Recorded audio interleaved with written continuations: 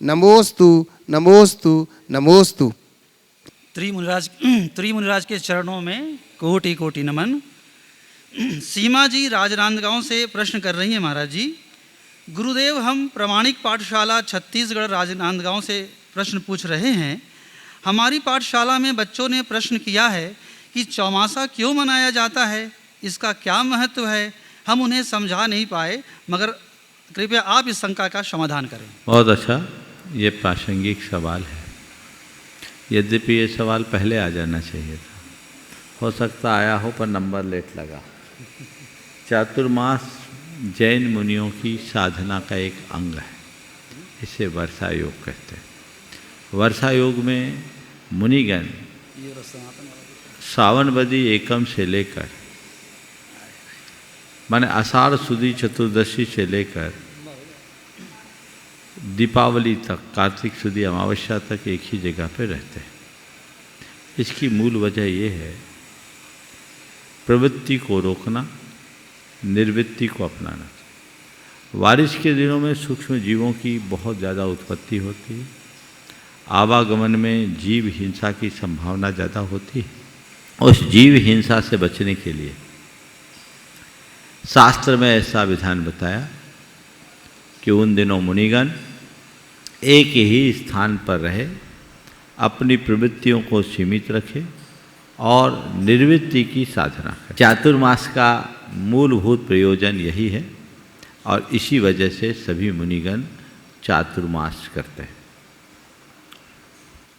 नर्मदा यादव जी ललितपुर से प्रश्न कर रहे हैं, क्या जैन धर्म सनातन की शाखा है?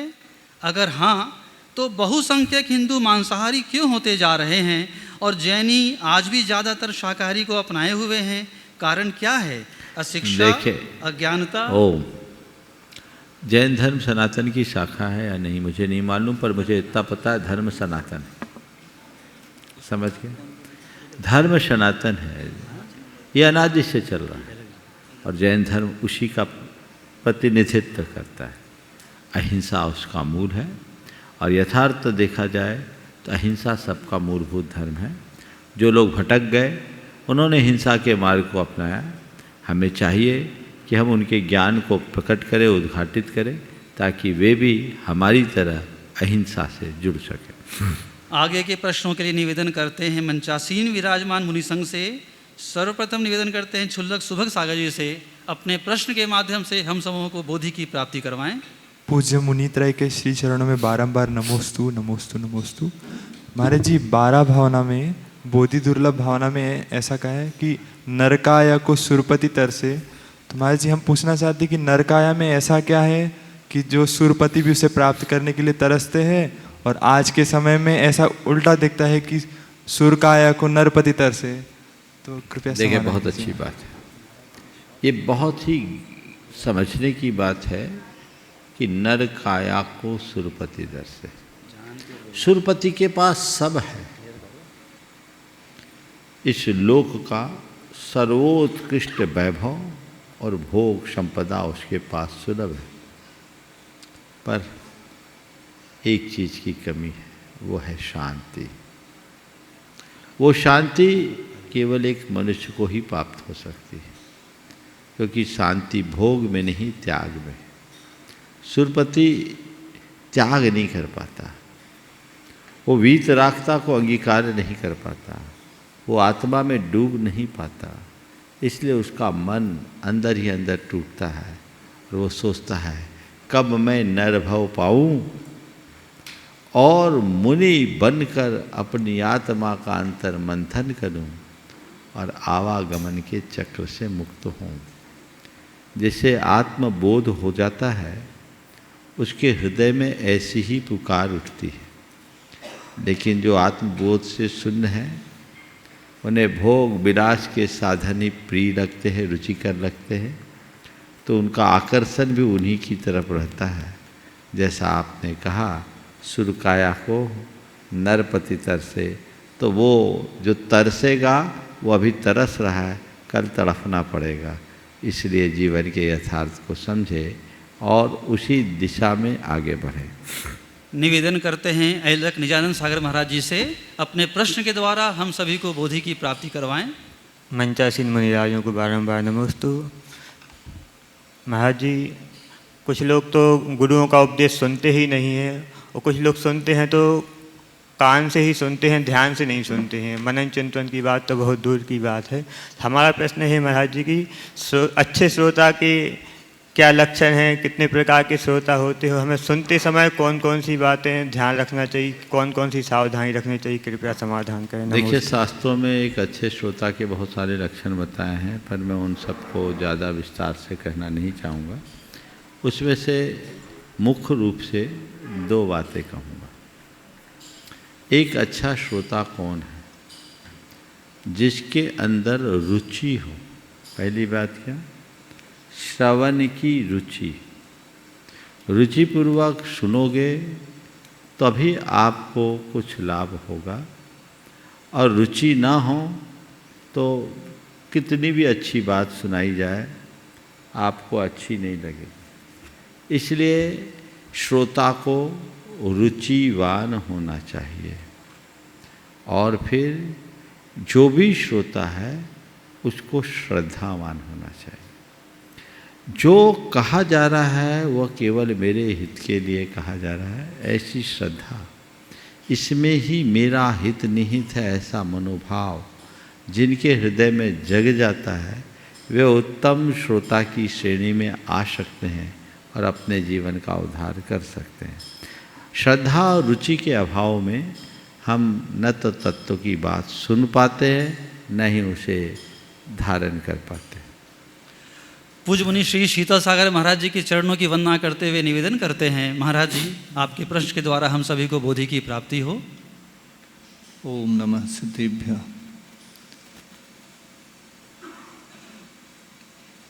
मुनिश्री, मेरा प्रश्न ये है कि ये अपभ्रंश भाषा क्या होती है? सुना है ये जैनों की पहचान कही जाती है, कोई कहता है कि ये हिंदी की जन्मदात्री है, तो कृपया स्पष्ट। देखिए, भारतीय भाषाओं में एक प्राचीन भाषा अपभ्रंश। पहले जब हम प्राचीन भाषा की बात करते हैं तो प्राकृत थी, फिर उसका संस्कारित रूप संस्कृत आया। लंबे समय तक संस्कृत यहाँ की लोक भाषा बनी रही, उससे पहले प्राकृत जन भाषा थी।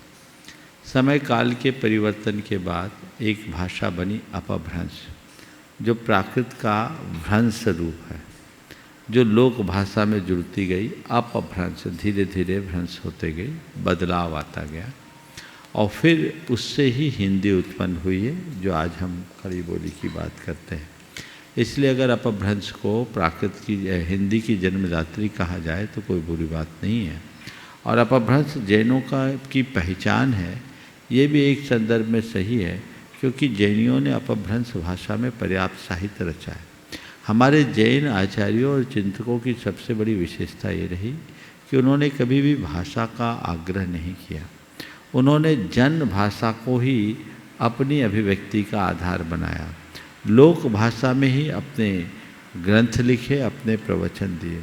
इसलिए वे समस्त भारतीय भाषाओं में जैन साहित्य विपुल मात्रा में उपलब्ध होता है। यद्यपि मुख्य जैन साहित्य प्राकृत में और संस्कृत में है, लेकिन अन्य भाषाओं में भी है।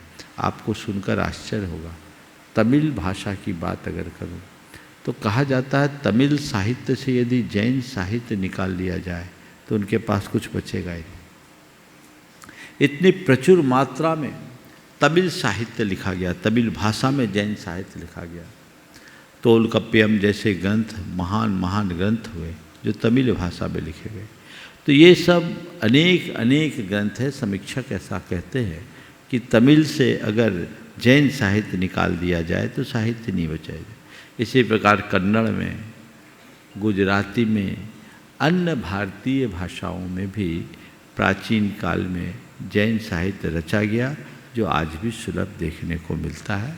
इसलिए जो आपने पूछा अपभ्रंश जैनों की पहचान है, हम ये कह सकते हैं कि जैनों ने अपभ्रंश को आज भी बचा के रखा है, क्योंकि जितनी मात्रा में जैन साहित्य आज अपभ्रंश भाषा में मिलता है, संभवतः वो बहुत अधिक है।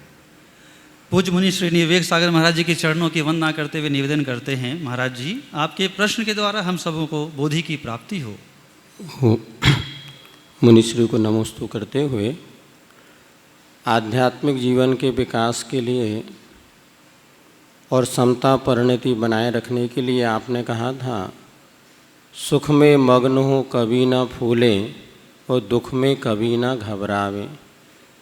लेकिन ऐसा कैसा संभव है? थोड़ी सी सुख सुविधाएं हमें मिलती तो मन प्रसन्नता को अभिव्यक्त करता ही है, और थोड़े से दुख आ जाए तो अपने आप खेद खिन्नता हो ही जाती है। इसके लिए कैसा पुरुषार्थ किया जाए कि सुख में फूल ना सकें और दुख में फूल? व्यवहारिक जीवन में भी अगर सुख में हम प्रसन्न नहीं रहेंगे, लोग कहेंगे बताओ सुख में भी नहीं हंस रहे, और दुख में अगर चेहरा रोता हुआ ना बना दो कि देखो दुख है फिर भी नहीं रो रहे, बड़ी समस्या है, समाधान करें। बहुत अच्छी समस्या आपने रखी है। ये समस्या उनके लिए है जिन्होंने जीवन और जीवन की व्यवस्था को ठीक रीति से नहीं समझा। जो इसे जान लेते हैं उनके अंदर ऐसा कुछ नहीं होता। इसका मूल आधार है भेद विज्ञान। एक बैंक के ऑफिसर को देखिए, जो बैंक का कैशियर है, जिसके हाथ से लाखों करोड़ों का ट्रांजैक्शन होता है, उसके हाथों होता है। आप अपना रुपया बैंक में जमा करते हैं, उसको कोई खुशी होती क्या? आप अपने रुपयों को निकालते हैं, वो आंसू बहाता है क्या? कुछ नहीं करता। क्यों? उसको पता है मेरा नहीं है, जो आया वो भी मेरा नहीं, जो गया वो भी मेरा नहीं। ये पर है, मैं तो केवल उसको मैनेज कर रहा हूँ, मेरे हाथ में तो केवल प्रबंध है। जिस दिन इस हकीकत का बोध हो जाता है और मनुष्य अपने जीवन के सभी संदर्भों में इसे धारण करना शुरू कर लेता है, तो वह समझता है जो सुख आया वो भी मेरा नहीं, और जो दुख आया वो भी मेरा नहीं, जो संयोग हुआ वो भी मेरा नहीं, जो वियोग हुआ वो भी मेरा नहीं। ये पर स्वभाव है। हमारी आत्मा का जो स्वभाव नहीं है, उसके प्रति मैं इतना आकृष्ट कैसे हूँ? ये धारणा जब अंदर गहरी हो जाती है तो सुख दुख में संभाव आपो आप बन जाता है, और यही संभाव हमारे जीवन को उत्कर्ष एक स्थिर बनाता है। तो हमें चार बातें सुख दुख में स्थिरता रखने के लिए याद रखनी चाहिए। पहली बात, स्वपर का ज्ञान, सबको पर मानो। दूसरी बात, नश्वर मानो। क्या मानो? नश्वर है, टिकने वाले नहीं है। अच्छा है तो टिकने वाले नहीं है, बुरा है तो टिकने वाले नहीं। आया है तो और गया है तो, ये सब टिकाऊ नहीं है। तो पर मानो, नश्वर मानो, सपनाद मानो। क्या मानो? सपना। सपना क्या है? सपने में हम देखते हैं बहुत कुछ चीज़ें हमारे साथ जुड़ती है और नींद खुलते ही चले जाती है। राज पाया सपने में, उतनी देर तक तो बड़ा आनंद आता है, लेकिन आँख खुलने के बाद अरे ये तो सपना था।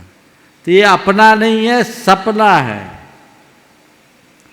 ये समझ जिसको आती है वो जीवन में चाहे कितने भी अनुकूल बातें हों उसे हर्ष नहीं होता, और प्रतिकूल बातें हो उसे कुछ नुकसान नहीं होता।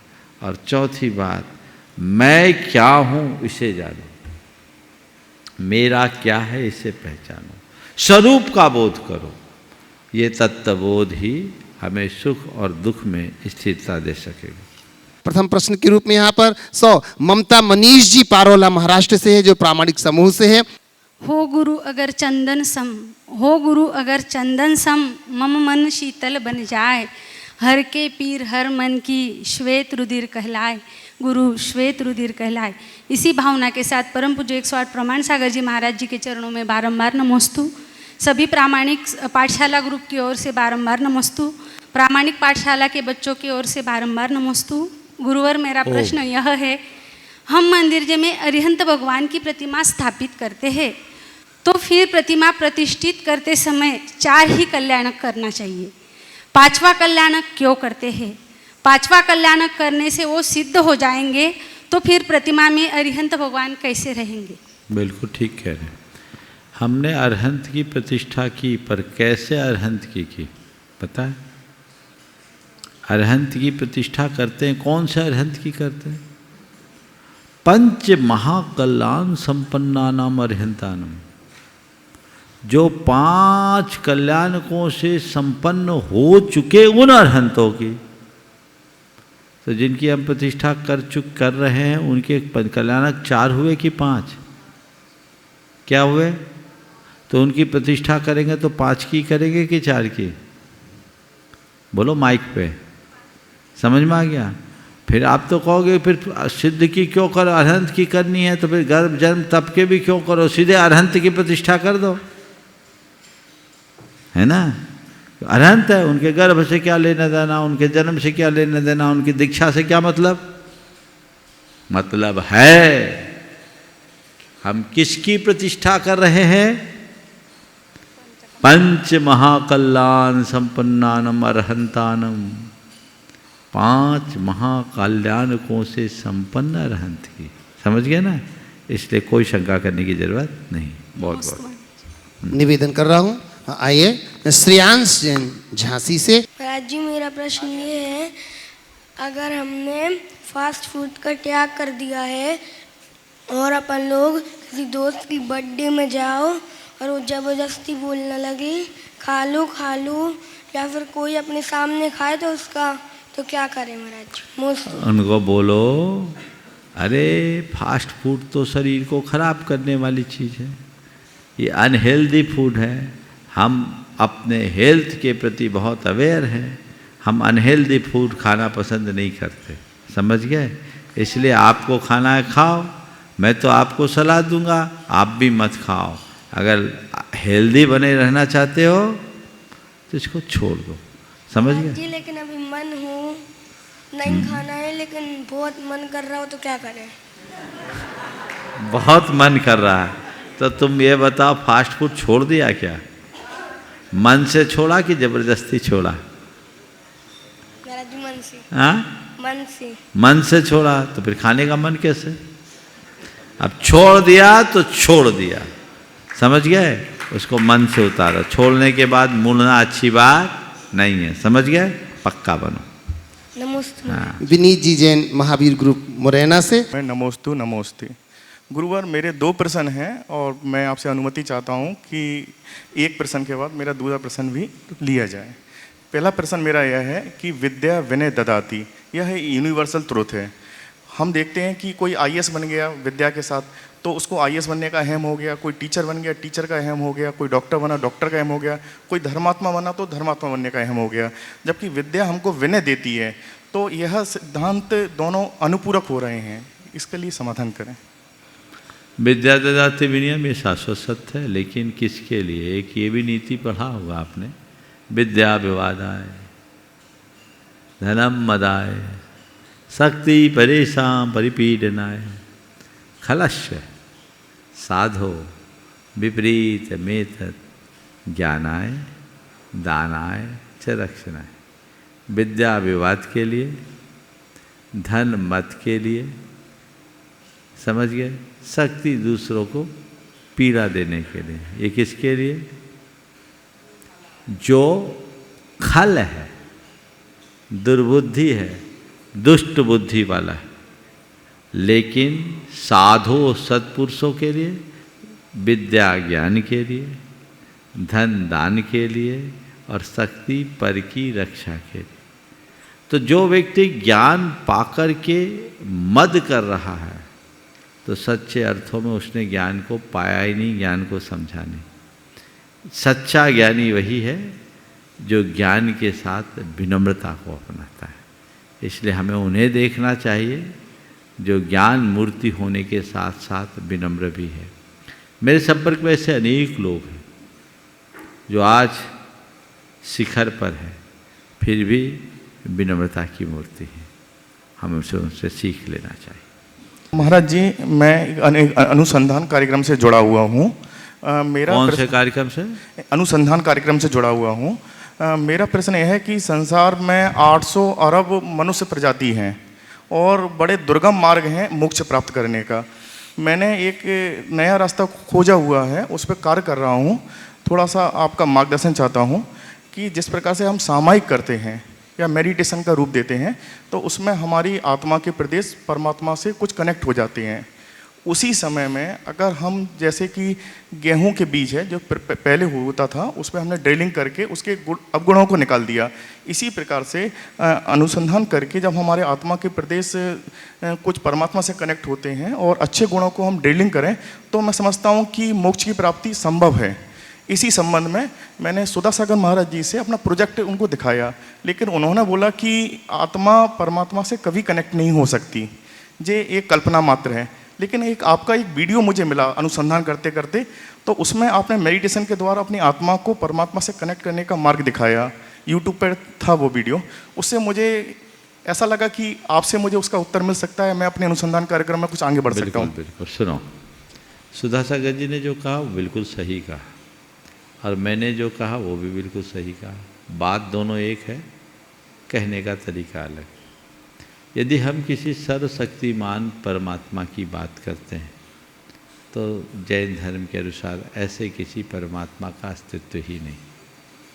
लेकिन परमात्मा है, वो कौन है? हमारा ही निखरा हुआ रूप, हमारा ही परम रूप। जब हम बहिर्मुखी प्रवृत्तियों को नियंत्रित कर अपनी अंतर्मुखता को बढ़ाते हैं और खुद के साथ अपना कनेक्शन जोड़ते हैं, जो हमारा शुद्ध स्वरूप है, इसको बोलते आत्मा का परमात्मा से संबंध। समझ गए? हमसे पृथक नहीं। अभी आप देखिए, लोगों का किससे संपर्क है? खुद से या पर से? पर से। तो ये पर का संपर्क तोड़ना है और निज से संपर्क जोड़ना है। निज का निज से जब संपर्क जुड़ेगा, वही आत्मा का परमात्मा से संबंध होगा। और आपने जो कहा कि जैसे हम वनस्पतियों में ग्रेडिंग करके उसे डेवलप कर सकते हैं, ये वस्तु है, ये मूर्त पदार्थ है, इसको एक दूसरे के साथ ग्रेडिंग किया जा सकता है। दो वस्तुओं को जोड़ा जा सकता है, दो जीव को नहीं। समझ गए? आत्मा, हर आत्मा की अपनी स्वतंत्र सत्ता है। कोई भी आत्मा किसी दूसरी आत्मा के साथ मिल नहीं सकती, एक सिद्धांत है। तो जो भी होगा, हमें अपना खुद का गुणात्मक विकास करना हो, और जब हम अपने जीवन का गुणात्मक विकास करते हैं, तभी अपने जीवन को आगे बढ़ा सकते हैं। तो आप अनुसंधान की दिशा में बढ़ रहे हैं, बहुत अच्छी बात है। मेरा आपसे सुझाव है कि अब अंतर अनुसंधान करो, निज का निज से नाता जोड़ो। समझ गए? और नाता जुड़ने के बाद परमात्मा बनने के लिए कुछ करने की जरूरत नहीं है।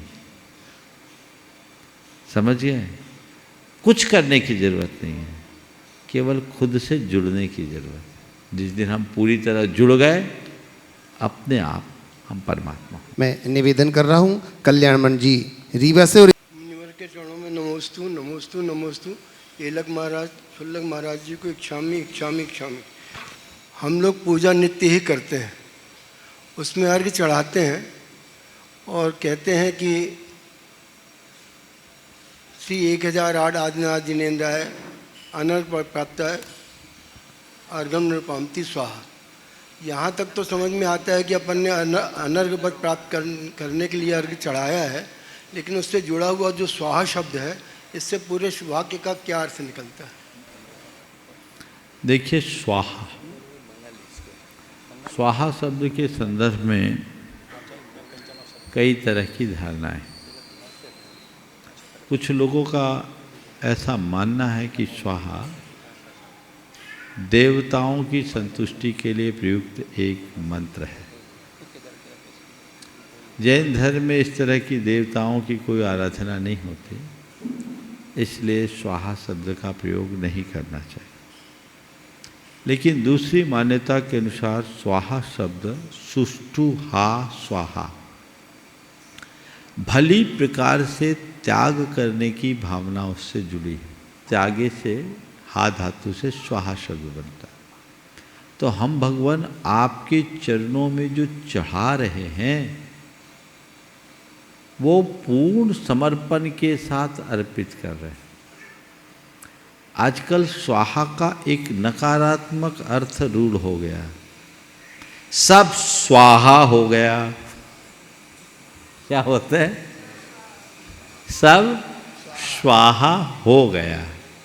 ये स्वाहा का नकारात्मक अर्थ है, लेकिन हमारे यहाँ जो पूजन आदि में स्वाहा शब्द का प्रयोग होता है वह स्वाहा पूर्ण श्रद्धान और समर्पण के साथ भली भांति अर्पण का द्योतक है। इसलिए स्वाहा शब्द को उस अर्थ में लेना चाहिए।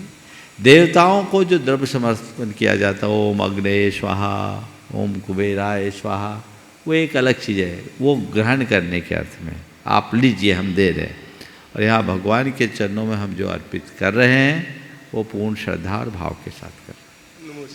निवेदन कर रहा हूँ मुकेश जी पाटोदी, शिरोमणि संरक्षक गुणायतन। नमोस्तु महाराज श्री। महाराज श्री, आजकल एक ज्वलंत समस्या हो गई है कि लोग थोड़ी थोड़ी बात में, थोड़े से गुस्से में, पारिवारिक विवाद में, कुछ कर्ज से परेशानी में, कुछ प्रेम में, थोड़ी चीज़ में महाराज जी आत्महत्या करने लगते हैं। पिछले 7 महीने में इंदौर में एक आंकड़ा बढ़ रहा था महाराज जी, करीबन 420 लोगों ने आत्महत्या करी है। हर दिन करीबन 2 या 3 लोग मर जाते हैं महाराज जी। अभी एक भोपाल में रिसेंटली किस्सा हुआ महाराज जी, 4-5 दिन 6 दिन हुए होंगे। एक परिवार के ऊपर 9 लाख रुपए का कर्ज था, उसके पति पत्नी और छोटे छोटे बच्चे परेशान किया गया उसको, तो वो आत्महत्या कर ली चारों ने। तो महाराज जी ऐसी आए दिन छोटी छोटी बातों पे लोग मर जाते हैं। माँ बाप भी बच्चों से बहुत एक्सेप्टेशन करते हैं, पढ़ने लिखने जाते तो अपना बेटा ये बनेगा वो बनेगा, तो वो भी डिप्रेशन में आके महाराज जी, एक अभी IIT की पढ़ाई करने वाला जो अच्छा था उसने भी डिप्रेशन में आके वो भी आत्महत्या कर ली। कई लड़कियां लड़के रोज आत्महत्या करते हैं महाराज जी। तो इस बारे में महाराज जी क्या आपका सुझाव है, इससे कुछ लोग समझ सके? आपने जो बात रखी है बहुत गंभीर है और जो आंकड़े रखे हैं बहुत चौंकाने वाले। यदि पिछले 6 महीने में इंदौर जैसे शहर में 420, ये तो बहुत ही हैरान करने वाले आंकड़े। इस पर हमें बहुत गंभीरता से विचारना चाहिए। सबसे पहले लोगों को ये समझाना चाहिए कि आत्महत्या किसी समस्या का हल नहीं। जो लोग ये सोचते हैं कि आत्महत्या कर लिए तो पिंड छूटेगा, उससे उनकी समस्या को कोई समाधान मिलने वाला नहीं। आज नहीं कल उन पर चीज़ें हावी होगी और उनको वो भुगतना पड़ेगा। हमें लोगों के अंतरंग में एक आध्यात्मिक क्रांति जगानी चाहिए और आध्यात्मिक क्रांति के बल पर उनकी सोच, उनकी चिंतन धारा को बदलना चाहिए। लोगों के अंदर कर्म सिद्धांत पर विश्वास जगाना चाहिए। धैर्य जैसे गुणों को विकसित करना चाहिए। आजकल लोग बहुत ज़्यादा कर्मकांडी तो हैं, कर्म सिद्धांत को नहीं मानते। और दूसरी बात, धैर्य का बहुत अभाव होता है। ओवर एक्सपेक्टेशन लोगों के अंदर ज़्यादा हो गई। जब तक हम इन कारणों का निवारण नहीं करेंगे तब तक इस प्रकार की घटनाओं से हम बच नहीं सकेंगे। हर व्यक्ति को अपनी क्षमता के अनुरूप काम करना चाहिए। आजकल जो जीवन में कृत्रिम अपेक्षाओं का विस्तार हुआ है उसमें व्यक्ति अपनी क्षमता से ज़्यादा काम कर लेते हैं। जो कर्जदार बनते हैं उसके पीछे भी वही वजह है। इन सब बातों के प्रति जागरूकता लाने की ज़रूरत है, तब हम इस तरह की घटनाओं की पुनरावृत्ति से समाज को बचा सकें। नमस्ते बंधुओं, निवेदन कर रहा हूँ रितेश जी जैन उदयपुर से, गुणायतन ट्रस्टी। और नमोस्तु गुरुवर, अलग जी चुलक जी के चरणों में वंदामी इच्छामी। गुरुवर, लौकिक जीवन में सफलता किसे कही गई है? हाँ, लौकिक जीवन में सफल व्यक्ति किसे कहा गया है और उसके पैमाने क्या है सफलता के? देखिए, सफलता का कोई एक फिक्स अर्थ नहीं। सफलता का मतलब है किसी निर्धारित लक्ष्य को प्राप्त कर लेना सफलता है। अब जिसका जो लक्ष्य है उसकी उपलब्धि ही उसकी सफलता है। तुम यहाँ आए, शिखर जी की वंदना का भाव लेकर आए, वंदना हो गई, मेरी यात्रा सफल। कोई शंका समाधान में भाग लेने के लिए आए और मौका मिल गया, मेरा आना सफल है ना। तो ये इसके कोई निर्धारित मानक नहीं है। जितने लोग हों उनके सफलता के उतने अर्थ हो सकते हैं, समझ गए। पर यदि मुझसे पूछो सफलता का असल अर्थ क्या है, समझ गए, तो मैं ये कहूँगा किसी लक्ष्य को हासिल कर लेना मात्र सफलता नहीं है, संतुष्टि के मुकाम पर पहुँच जाना ही सफलता है। सच्ची सफलता किसी उपलब्धि में नहीं, सच्ची सफलता संतुष्टि में है। तुम्हारे पास कितनी भी उपलब्धि हो, जब तक स्थायी रूप से संतुष्टि नहीं तो अभी अपने आप को विफल समझना चाहिए। नमोस्तु गुरुवर। नेहा सिंघई तेंदुखेड़ा से। वात्सल्य मूर्ति परम पूज्य मुनिराज के पावन चरणों में नमोस्तु नमोस्तु नमोस्तु। महाराज श्री, किस पाप के उदय से कोई व्यक्ति राजा से रंक बन जाता है, वह कौन सा पाप रहता है? सारा इकट्ठा पाप होता है जो राजा को रंक बना देता है, समझिए। चलिए, मैं निवेदन कर रहा हूँ बंधुओं, आज हमारे बीच में पंडित सतीश जी शर्मा वास्तु शास्त्री, वास्तुविद हमारे बीच में जयपुर से है। मैं बड़े सम्मान के साथ उन्हें आवाज दे रहा हूँ, एक बार मंच पर आए। पूज्य गुरुदेव के चरणों में पहुंच रहे हैं और गुणायतन श्री सेवायतन परिवार इनका अभिनंदन कर रहा है। मैं निवेदन करता हूँ हमारे बीच में हमारे गुणायतन के कार्याध्यक्ष माननीय एनसी जैन साहब यहाँ उपस्थित हैं, कृपया आए और हमारे सतीश जी का अभिनंदन कर रहे हैं। निवेदन कर रहा हूँ मंच के ऊपर आए, निकट आइएगा महाराज श्री के पास। आप सरपंच जी कृपया आप यहाँ पहुँचे और जोरदार करतल ध्वनि से हम, जिन्होंने वास्तु के माध्यम से बंधुओं अनेक स्थानों पर अलग जगाई है और पूज्य गुरुदेव के चरणों में वंदन कर आशीष पा रहे हैं। और इसी के साथ मैं आवाज़ दूंगा हमारे बीच में बंधुओं अजीत जी जैन, जो कि आर्किटेक्ट बेंगलोर से हमारे बीच में। अजीत जी से मैं निवेदन करता हूँ, इस छोटी सी उम्र में भी इन्होंने एक अच्छी महारत हासिल की है। मैं निवेदन कर रहा हूँ कृपया मंच के निकट आएँ और इनका अभिनंदन करने के लिए हमारे शिरोमणि संरक्षक माननीय मुकेश पाटोदी जी से निवेदन करूंगा, कृपया आए और इनका अभिनंदन करेंगे। जोरदार करतल ध्वनि से इनका अभिनंदन कर रहे हैं। आपकी करतल ध्वनि थोड़ी कम लग रही है यहाँ से भी, और देश विदेश वालों से भी निवेदन करूंगा कि आप भी। और इसी के साथ मैं आवाज़ दे रहा हूँ हमारे बीच में सागर जी बेंगलोर से हैं, मैं उनसे भी निवेदन करता हूं कृपया मंच के निकट आएं और इनका अभिनंदन करने के लिए मैं निवेदन करता हूं हमारे बीच में हमारे प्रांतीय अध्यक्ष माननीय सुनील जी बिलाला यहां पर उपस्थित हैं, कृपया आइएगा। मैं सागर जी से निवेदन करता हूं, कृपया सागर भैया मंच के निकट आए। जोरदार करतल ध्वनि से हम अभिनंदन कर रहे हैं, सागर जी से निवेदन करते हैं। और इनका अभिनंदन करने के लिए हमारे प्रांतीय अध्यक्ष माननीय सुनील जी बिलाला यहाँ पर उपस्थित हैं, अभिनंदन कर रहे हैं। और इसी के साथ मैं सुनील जी से भी निवेदन करूँगा कि वो अपना प्रश्न भी मैं पहले निवेदन करूँगा हमारे पंडित सतीश जी अपना प्रश्न रखेंगे और उसके बाद फिर निवेदन करूँगा मैं बिलाला जी से अपना प्रश्न रखने के लिए। पहले एक बार सागर जी का अभिनंदन कर रहे हैं। बिलाला जी, हर्ष ध्वनि आपकी गुंजायमान होती रहे।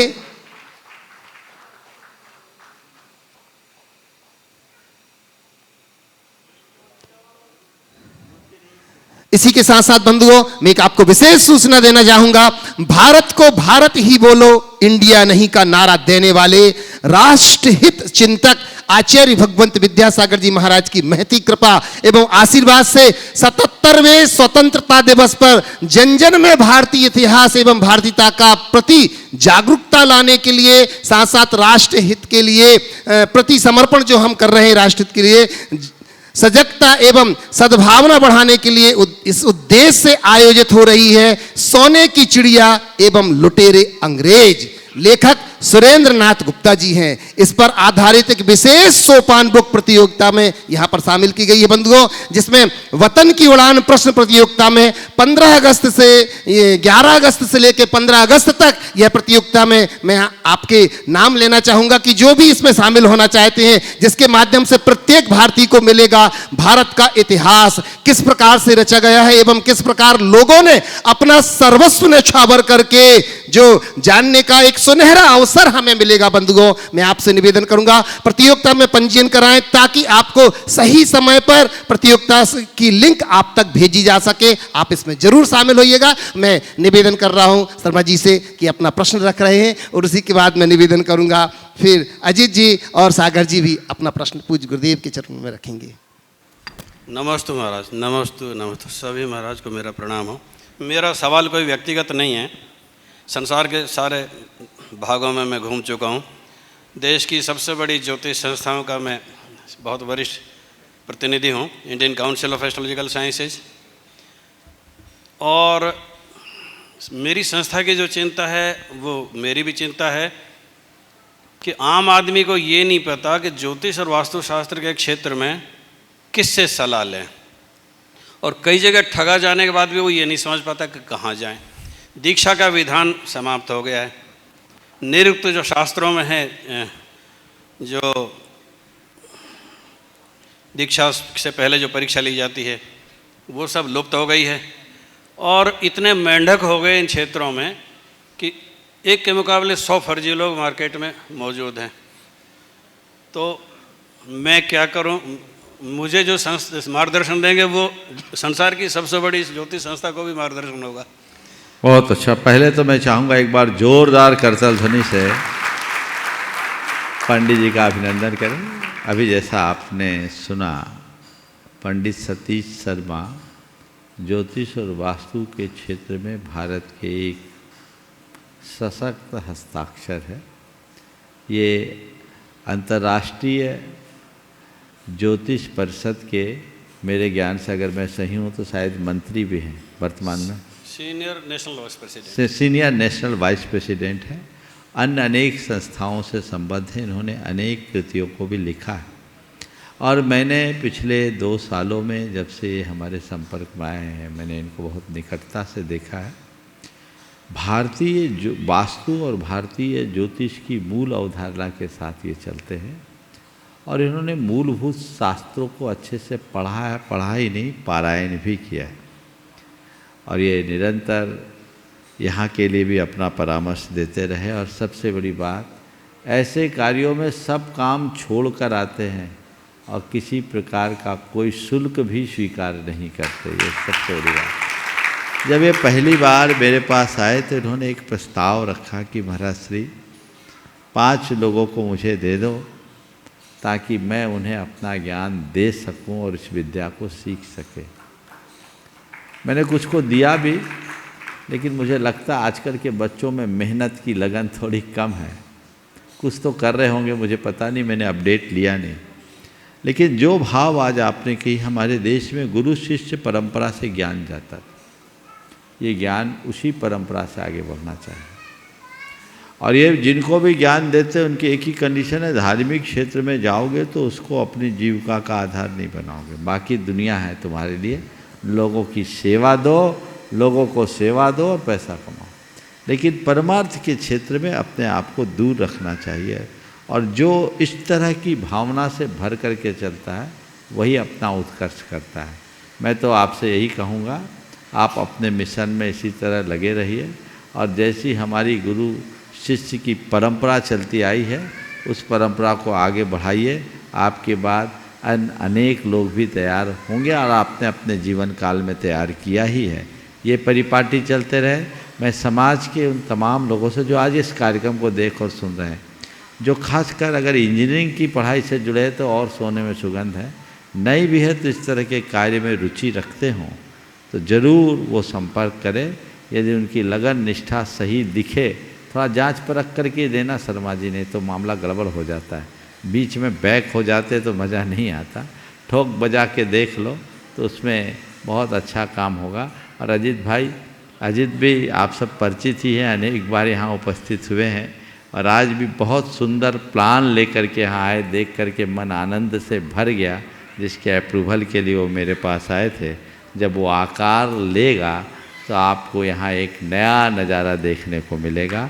गुणायतन को सजाने का पूरा काम अजीत और उनकी पूरी टीम सागर उनके साथ है कर रहे हैं, बहुत समर्पित भाव से।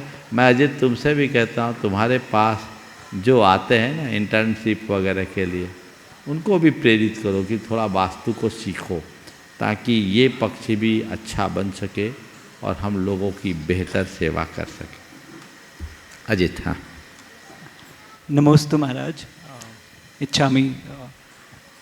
और महाराज पापा और माँ की तरफ से भी नमोस्तु। ये सवाल पापा ने ही पूछा है। सवाल अटैचमेंट और डिटैचमेंट को लेके है कि अगर हमें किसी से अटैचमेंट हो जाता है तो जब उनके साथ अटैच होने के कारण जो हमें रिज़ल्ट चाहिए, अगर वो रिज़ल्ट मिल जाता है तो फिर उसके बाद हमें उनसे डिटैच हो जाना चाहिए क्या? मसलन अगर हमें मोक्ष मार्ग पे चलना है और उसके लिए गुरु ने हमें रास्ता दिखाया है और उस राह में चलते वक्त हमें गुरु से अटैचमेंट हो जाता है, तो मोक्ष की प्राप्ति के बाद हमारा गुरु से फिर भी अटैचमेंट रहेगा क्या, रहना चाहिए क्या? बिल्कुल नहीं रहना चाहिए। अगर रहेगा तो संसार में अटक जाएगा। मैं अपना एक प्रसंग सुनाता हूँ। मैं जब गुरु चरणों में था, रोज़ गुरुदेव की सेवा करने के बाद ही विश्राम करता था। जब तक उनके चरणों की सेवा नहीं करता मैं सोता नहीं। कदाचित किसी दिन जल्दी झपकी आ गई तो रात में उठ के करता। एक रोज़ गुरुदेव ने मुझे बुलाया, 1986 की बात है, नैनागिर में। उन्होंने कहा, देखो गुरु की भक्ति रखो, गुरु से मोह मत करो, मोह दुखदाई होता है। जैसे घर परिवार का मोह दुखदाई है, उसी प्रकार गुरु के प्रति भी मोह होगा। मोह किसी के प्रति हो दुखदाई, तो गुरु के प्रति भी राग। गुरु ने हमें रास्ता दिखाया, हम आगे बढ़े, तब अपने जीवन को हम ऊंचा उठा सकते।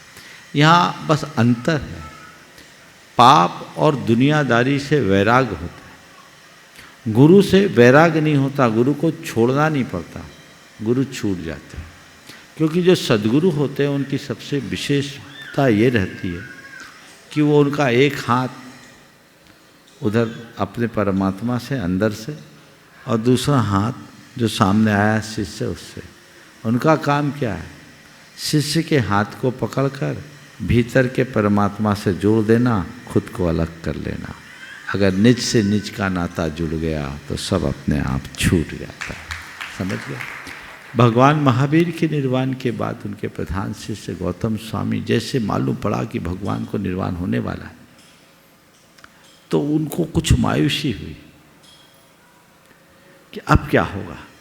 तब भगवान ने कहा, खलम अपनी माप माए गोयम, हे गौतम एक क्षण का प्रमाद मत करो। एक क्षण का प्रमाद अनंत भाव पीछे कर देता है। गौतम स्वामी के लिए इतना संबोधन पर्याप्त था। उनने दिशा मोड़ी और जिस दिन भगवान को निर्वाण हुआ उसी दिन उनको केवल ज्ञान हो गया। ये हमारा। सागर पूछे। और निवेदन कर रहा हूँ मैं सुनील जी, विलाला जी, और इसी के बाद फिर मैं निवेदन करूँगा। एक बात जरूर मैं अभी कहूँगा। अभी जो इस प्रतियोगिता की चर्चा ब्रह्मचारी जी ने आप सबके बीच की, निश्चित ये एक अच्छी प्रतियोगिता है। 15 अगस्त के टाइम में भारत के इसको समझने की दृष्टि से एक अच्छा मौका है। सोने की चिड़िया और लुटेरे अंग्रेज एक बहुत अच्छी कृति, सबको पढ़ना चाहिए। उससे भारत के इतिहास का आपको एक अलग प्रकार से दिग्दर्शन होगा। ऑनलाइन में उपलब्ध होगा। प्रतियोगिता तो एक निमित्त है, उस बहाने आप उसे पढ़ सकते हैं। जरूर विद्यासागर.guru के माध्यम से आप इसे डाउनलोड करके उससे जुड़ करके इसमें भाग ले सकते हैं। आप खुद भी भाग लें और लोगों को भी प्रेरित करें। नमस्ते गुरुदेव, इच्छामी गुरुदेव। ऐसा कहा जाता है कि आदमी के जीवन का कोई भी पल का भरोसा नहीं है। अगली सांस उसको आएगी ही नहीं, कोई भरोसा नहीं है। लेकिन आदमी को इतना भरोसा रहता है कि वो अचार साल भर का डाल लेता है। वो अचार साल भर का डालता है। तो समझ आदमी गया। का भरोसा मजबूत है या यह सिद्धांत कुछ गड़बड़ है? बिल्कुल पल भर का भरोसा नहीं है, ये बिल्कुल सत्य है। फिर भी आपने का अचार साल भर का डाल देता है, वो इसलिए डालता है हम रहें न रहें किसी के तो काम है। अपने लिए अचार नहीं डाला जाता है, हमारी संस्कृति है। आखिर कोई आए उसको तो मौका मिले, इसलिए मेरा भरोसा नहीं है इसलिए अगले पल की कुछ ना करूं, ये बात सही नहीं है। चलो जो आ जाए उसके काम में आएगा। आपने देखा कहावत थी, जो पेड़ लगाता वो आम नहीं खा पाता, थी ना ये कहावत। हालांकि ये कहावत अब अप्रासंगिक हो गई, लेकिन ऐसी कहावत थी, जो पेड़ लगाता वो आम नहीं खा पाएगा। लेकिन हमारी संस्कृति ने क्या सिखाया, अरे हम नहीं खा पाएंगे, दूसरों के द्वारा लगाए पेड़ का फल हम खा रहे हैं तो हमारे द्वारा लगाए पेड़ का फल दूसरे खाएंगे। सब नश्वर है, चला जाएगा, कोई बात नहीं, हम जाएंगे, संसार तो रहेगा, किसी न किसी के काम आएगा। इसलिए अचार साल भर का डालो, कोई चिंता नहीं। लेकिन इतना बार ध्यान रखना, अचार डालना भीतर नहीं बाहर। चलिए नमस्ते गुरु। ब्रह्मचारी अनीता दीदी जी टीकमगढ़ से हैं। महर्षि के चरणों में अनंत बार नमोस्तु। चुल्लक जी महाराज को इच्छा में। महाराज जी हमारी जिज्ञासा है, अभी महर्षि जी ने आपसे प्रश्न किया था कि सुख और दुख दोनों में हर्ष विषाद नहीं हो, तो उसके कैसे संभव है? तो आपने आंसर दिया कि स्वरूप का बोध हो। स्वरूप का बोध अंदर में हो, उस बोध की स्थिरता हर परिस्थिति में कैसे बनी रह सकती है? 12 भावनाओं का चिंतन करो, नरकों के दुखों का बार बार स्मरण करो, सब ठीक होगा। नमोस्तु महाराज। निवेदन कर रहा हूँ मैं माननीय एनसी जैन साहब। मुनिश्री के चरणों में मेरे परिवार और समस्त दिल्ली जैन समाज का अत्रय बार नमोस्तु। चुल्लक जी के चरणों में इच्छामी। मुनिश्री, पुण्यात्मा और धर्मात्मा में क्या अंतर होता है, और क्या पुण्यात्मा धर्मात्मा हो सकता है क्या? क्योंकि आजकल देखा कि पुण्यात्मा अपने पुण्य से पाप कमा रहा है और धर्मात्मा को जगह जगह दुख कष्ट उठाए जा रहे हैं। और क्या ऐसा कोई रास्ता है कि एक साथ हम पुण्यात्मा और धर्मात्मा दोनों बन सकें? देखिए, पुण्यात्मा और धर्मात्मा की पहले तो मैं डेफिनेशन बताऊं। पुण्यात्मा वह है जिसका प्रताप, पुण्यात्मा वह है जिसका प्रताप हो, और धर्मात्मा वह है जिसमें प्रकाश हो। प्रकाश हो। पुण्यात्मा में प्रताप है, वो अपने ठाट बाट से जीता है, पर धर्मात्मा में प्रकाश है, वो अपने इनलाइटमेंट के साथ जीता है। उसे अपने जीवन की दिशा दिखती है, दशा दिखती है, उसके आचार व्यवहार में अंतर है। धर्मात्मा वह है जो धर्म को जीता है, और पुण्यात्मा वह है जो पुण्य को भोगता है। पुण्य को भोगने वाले का पतन होगा, लेकिन धर्म को जीने वाला सतत आगे बढ़ेगा। तो कोई ज़रूरी नहीं कि जो पुण्यात्मा हो वो धर्मात्मा हो, और ये भी ज़रूरी नहीं कि धर्मात्मा हो वो पुण्यात्मा भी हो। कई धर्मी ऐसे दिखते हैं जिनके साथ धर्म तो जुड़ा होता है पर पुण्य छीन होता है, और बहुत से ऐसे लोग हैं जिनके पास धर्म नहीं होता, पुण्य का बोलबाला होता है। लेकिन बात केवल इतनी सी समझने की है कि अगर धर्म जुड़ा है तो जड़ सुरक्षित है, पेड़ हरा होगा, लेकिन जो धर्म से विहीन है उन्हें एक दिन सूखना ही सूखना है। इसलिए केवल पुण्य पर इतराना अच्छी बात नहीं है, धर्म को आत्मसात करना चाहिए, वही हमारे जीवन में सदाबहार स्थिरता देगा। ब्रह्मचारिणी सुनीता दीदी जी टीकमगढ़ से निवेदन कर रहा हूँ। नमोस्तु। चुल्लक जी महाराज की इच्छाएं। महाराज जी, जो नंदीश्वर भक्ति में आता, गंधोदक की रिमझिम वर्षा होती, नंदीश्वर भक्ति में आता, तो वर्षा गंधोदक की वर्षा कैसी होती? नंदीश्वर सुगंधित जल की वर्षा करते हैं देवगण जब भगवान का विहार होता है। मंद मंद फुहार, जिसमें न भींगते हैं और नहीं ऐसा लगता है कुछ नहीं बरस रहा, हल्की हल्की बुहार। तो पूरे में होती है या फिर हाँ? मंदिर बने होते उन्हीं में होती है? ये भगवान के बिहार के क्षण की बात है। जब भगवान का मंगल विहार होता है तो उनके बिहार के पथ पे ऐसा। राकेश रजनी जी गोधा परम संरक्षक गुणायतन। हे गुरुदेव, शायद आपके कार्यक्रम का एक अंश है कि एक घड़े में जब 8-10 छेद हों तो उस घड़े में पानी कैसे भरा जाएगा। तब आपने कुछ देर बाद उत्तर दिया कि घड़े को पानी में ही डूबा रहने दो ना। तो गुरुदेव इसी से कष्ट बनता है, हम कुछ शुभ कर्म करते हैं, शुभ भाव बना, हम कुछ शुभ कर्म करते हैं, शुभ भाव बनाते हैं जो कि हमें आत्मा तक जाते हैं, लेकिन दुख की बात है वहाँ भी कुछ छेद है। तो गुरुदेव उन छेदों को कैसे बनाएं ताकि हम आत्मा को और आगे ऐसी जगह रहो जहाँ केवल भरे खाली न हो तो रास्ता ठीक होगा। इस प्रकार आज के इस सत्र को परम पूज्य गुरुदेव के चरणों में नमन अर्पित करते हुए यहीं पर विराम। बोलिए परम पूज्य आचार्य गुरुवर श्री विद्यासागर जी महाराज।